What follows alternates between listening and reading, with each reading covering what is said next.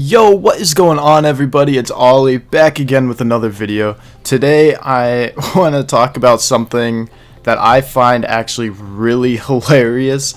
My friend King Joseph over on his channel, King Joseph, was telling me a story about the Great Emu War. So I decided to do some research on it myself, and it's too funny to me. If you don't know King Joseph, me and him just played some Portal 2 together co-op. It's really cool, really good, and go check out his channel, go check out the video we made. I think it's gonna be a series, so it's really entertaining. Go check him out. He's really funny guy, so there's that. Anyway, I just want to tell you about some of the research I did on the Great Emu War. If you don't know what an emu is, it is pretty much like a big ostrich, like without wings, I guess.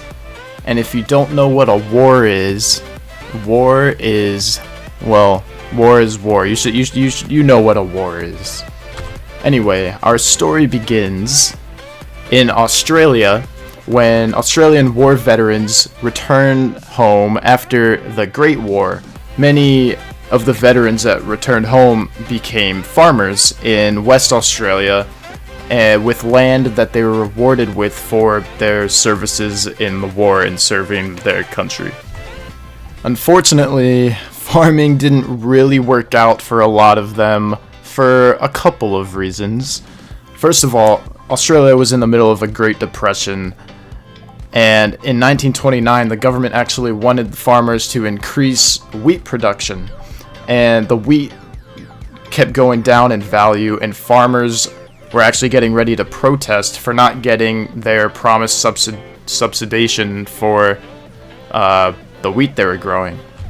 And this is where the story starts to get good. This is where this war just turns to okay, because this is a time that the big ostrich emus came and invaded Australia. These birds literally came in the tens of thousands, storming these farms by all along the west coast. So the reasoning for this is emus usually migrate after their breeding season, and they migrate to the coast, right? But all the new farms and dams that were built because of the veterans coming home made it an ideal place for the emus to live, because they had food, they had water, they had everything they needed, they had good cultivated land. Obviously, the farmers did not like this, because the emus went and destroyed and ate all of the crops, and they even tore down fences, and then rabbits and other critters got in and started eating crops too. So in this war, the emus had allies. They had the rabbits. The rabbits and the emus, they were allied, and the other ally was the farmers were allied with the government. So the farmers became super terrified for their livelihood. I mean, their farms, their crops, pretty much anything that was even allowing them to live was getting destroyed. So they decided to call in the government for help. Now, the government was actually on board with this because they were in a Great Depression. They needed wheat, and farmers weren't able to provide because emus, just emus. Basically, the government said that they would bring in the military, literally the military, for some birds. They brought in the military with machine guns, specifically Lewis guns, two of them. They're like machine guns pretty much, and they said that it would be a good target practice, and that's all they said. So after this exchange with the local farmers and the government, troops ended up deploying into Western Australia in 1932. These guys were ready for a full-on war with the emus. The first strategy the troops had were they got locals, like the farmers and local people in their towns, to try to herd the emus into a giant horde, a group, so that the troops could just gun them down really easy. But what the government and what the farmers didn't know was that these emus are freaking ninjas, okay? They're like ninjas. Literally, they They knew what was going on. The emus knew. They just had that instinct, you know? They knew. They didn't react to the herding because they're not domesticated, and they literally just like dispersed. They scattered. They were like, all right, everyone for themselves, let's get out of here. And the military decided to just open fire anyway. These emus, I don't know what's in them, but they literally, the military, they didn't hit a single emu. All the bullets were wasted. All the emus got away, and Operation 1 didn't work, obviously. So they were getting smart. The military was getting smart. They're like, all right, let's make Plan 2. We'll call it Operation F*** 'em Up. So they make this plan, Operation F*** 'em Up. The plan was pretty simple, pretty foolproof, right? The plan was to sneak attack about 1,000 emus that they got from some classified intelligence, and they're gonna sneak attack 1,000 emus at a local dam that they were projected to be at.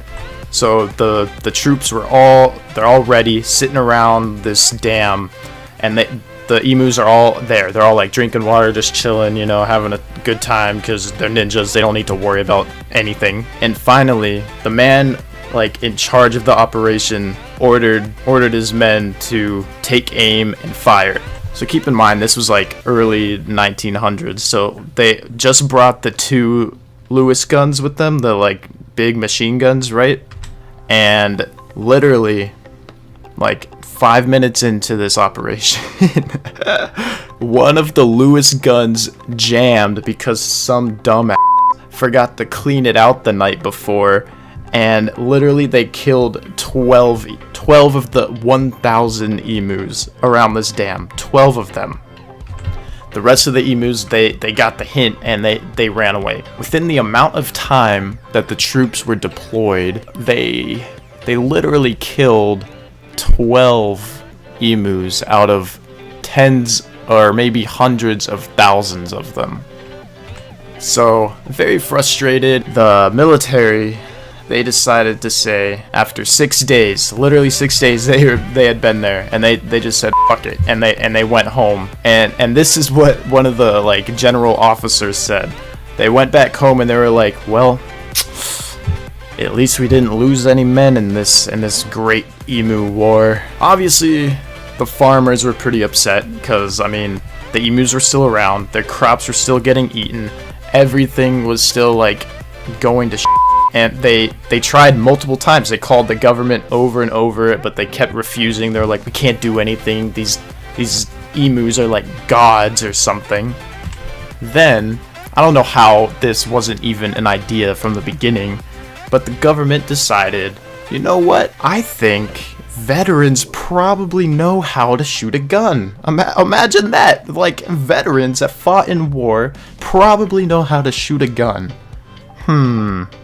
Maybe if we let the farmers shoot them, then we don't have to do anything.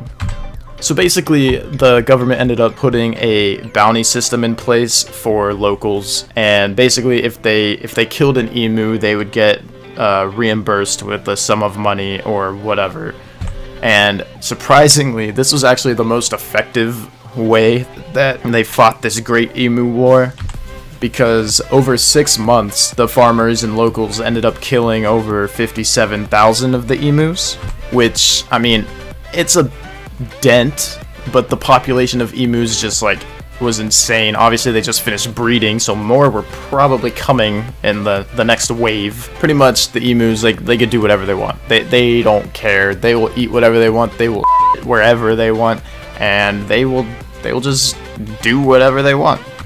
And fortunately enough for the farmers and the government, the rest of the emu ended up running away to the actual coast of Australia after pretty much depleting the crop. But anyway, I hope you guys enjoyed this story. I thought it was hilarious, and I just wanted to share with you because I just think it's funny that this is in like history books, that the Great Emu War, a country literally going to war with birds, is like a big thing. I just thought it was hilarious, and King Joseph told me about it, so I wanted to like share to you guys, my audience. and I hope you enjoyed it. I hope you thought it was as ridiculous as I did. And you know what? I'll see you guys tomorrow in the next video, probably more Rocket League related. I'm sorry, I just had to get this off my chest because I wanted to tell somebody. I'll see you tomorrow. Bye, guys.